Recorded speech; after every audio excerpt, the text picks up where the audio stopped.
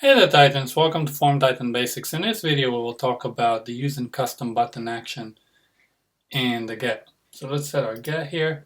So I have a get set up. It brings in the accounts and we want to populate our table here with the first 50 accounts that we have. So it's just going to bring in all the accounts. We're limited it by 50.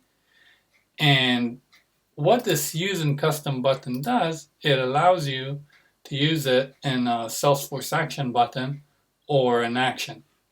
So let's just make sure we have all of our bases covered. So I'm going to bring in whatever the account ID is not empty. It's just like a general rule because there is no account that the ID is empty.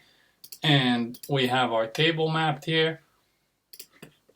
And now we want to run our get. So how are we going to run our get? We're going to add a button here. So this is the button option.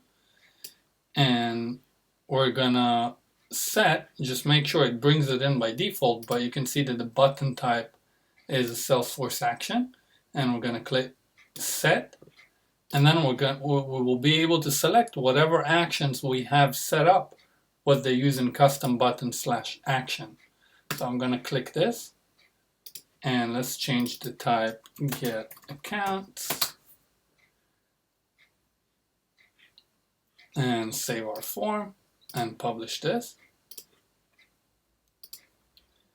And once I'll click the get accounts, it will run my get and populate my accounts. Another thing we can do, for example, we can use it in a condition. So let's just say we'll head over to the condition. First of all, let's make this editable. And now we're going to head over to the condition and say in the account condition, we'll say if it's not empty, then I would like you to run on Salesforce action and run my get. I'm going to apply this. And we do not need to support the opposite or force execution.